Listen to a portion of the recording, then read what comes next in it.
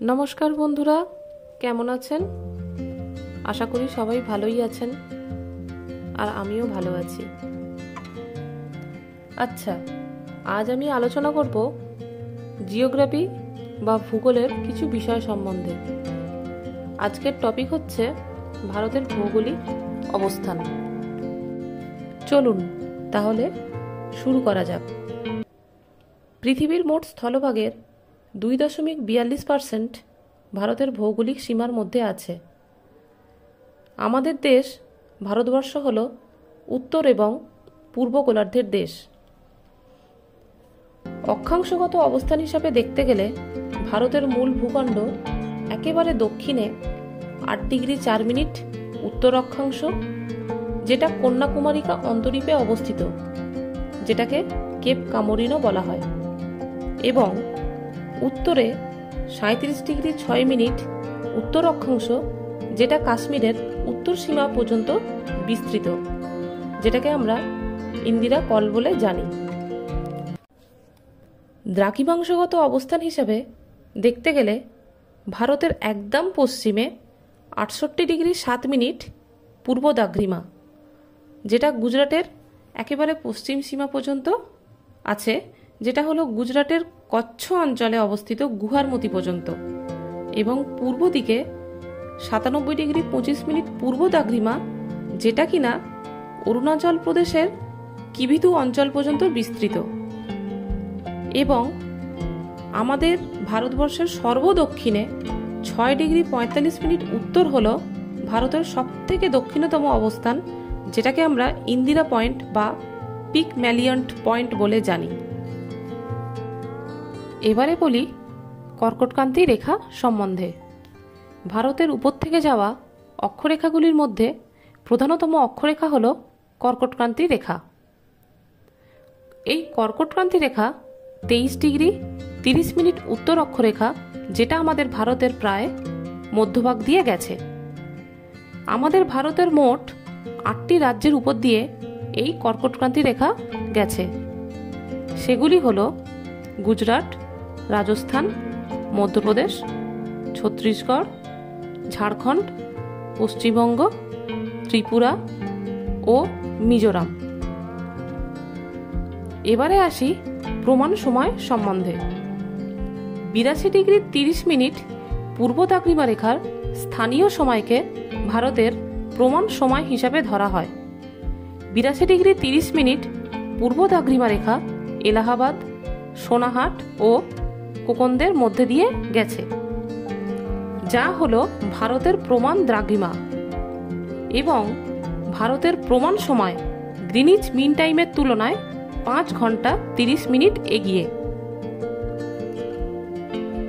এটা আপনারা জেনে রাখবেন 88°30' পূর্ব দ্রাঘিমা রেখা, যেটা কলকাতার উপর দিয়ে গেছে। আচ্ছা, এবারে আসা যাক আমাদের ভারতবর্ষের সময়ের পার্থক্য সম্বন্ধে। গুজরাটের পশ্চিম প্রান্ত ও অরুণাচল প্রদেশের পূর্ব সীমার মধ্যে সূর্যোদয়ের সময়ের পার্থক্য প্রায় 2 ঘন্টা। আচ্ছা, এবারে আমি বলি বিস্তার ও আয়তন সম্বন্ধে।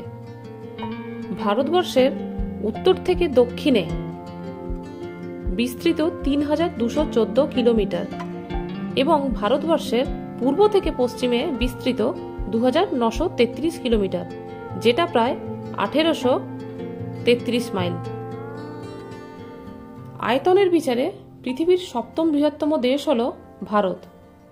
রাশিয়া, কানাডা, চীন, মার্কিন যুক্তরাষ্ট্র, ব্রাজিল এবং অস্ট্রেলিয়ার পরেই ভারতের স্থান, এবং ভারতের আয়তন প্রায় 33 লক্ষ বর্গ কিলোমিটার।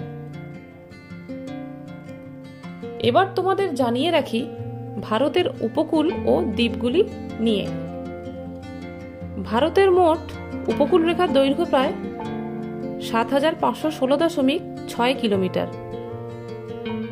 ভারতের 9টি রাজ্য এবং 4টি কেন্দ্রশাসিত অঞ্চল রয়েছে, যারা ভারতের উপকূল রেখায় অবস্থিত।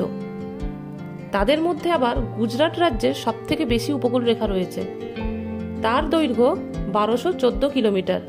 এরপরে রয়েছে অন্ধ্রপ্রদেশ, যেটা 974 কিলোমিটার, এবং তারপরে রয়েছে তামিলনাড়ু 906 কিলোমিটার, ও তারপরে মহারাষ্ট্র 652.6 কিলোমিটার, ও সর্বশেষে কেরল 569.7 কিলোমিটার। দেখতে গেলে গুজরাট মোট উপকূলরেখার 25% ঘিরে রয়েছে। এ তো গেল উপকূলের কথা। এবারে আসা যাক দ্বীপগুলি নিয়ে। ভারতে মোট 247টি দ্বীপ আছে। এদের মধ্যে 204টির অবস্থান বঙ্গোপসাগরে এবং 43টি দ্বীপ মান্নান উপসাগর ও আরব সাগরে অবস্থিত। বঙ্গোপসাগরে অবস্থিত আন্দামান ও নিকোবর দ্বীপপুঞ্জের আন্দামান আবার 3টি ভাগে বিভক্ত: উত্তর আন্দামান, মধ্য আন্দামান এবং দক্ষিণ আন্দামান। আন্দামান দ্বীপপুঞ্জে আবার ব্যারেন ও নারকন্ডাম নামে 2টি সুপ্ত আগ্নেয়গিরি আছে। এবারে নিকোবর দ্বীপপুঞ্জের কথা একটু জানিয়ে রাখি। নিকোবর দ্বীপপুঞ্জের মধ্যে 19টি দ্বীপ নিয়ে গঠিত হয় গ্রেট নিকোবর। আবার আন্দামান ও নিকোবর দ্বীপপুঞ্জের পৃথক রেখেছে 10 ডিগ্রি চ্যানেল। এবার বলি, আরব সাগরে অবস্থিত ভারতীয় দ্বীপগুলির সবকটি হল প্রবাল দ্বীপ। উত্তর দিকে অবস্থিত দ্বীপগুলিকে বলা হয় লাক্ষাদ্বীপ এবং দক্ষিণ দিকে অবস্থিত দ্বীপগুলিকে বলা হয় মিনিকয়। আচ্ছা, কিছু গুরুত্বপূর্ণ প্রণালী আছে, যেমন পক প্রণালী ভারত ও শ্রীলঙ্কার মধ্যে অবস্থান করছে। মান্নান উপসাগর ভারত ও শ্রীলঙ্কার মধ্যে অবস্থান করছে। 8 ডিগ্রি চ্যানেল মিনিকয় ও মালদ্বীপের মধ্যে অবস্থান করছে।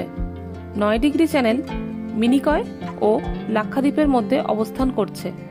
10 ডিগ্রি চ্যানেল ক্ষুদ্র আন্দামান ও কার নিকোবরের মধ্যে অবস্থান করছে, যেটা আমি একটু আগেই বলেছিলাম।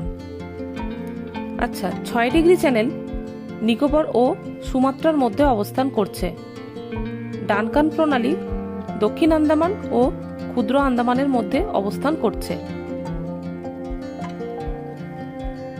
আজ তাহলে এতটাই থাক। কথা হচ্ছে পরের ভিডিওতে।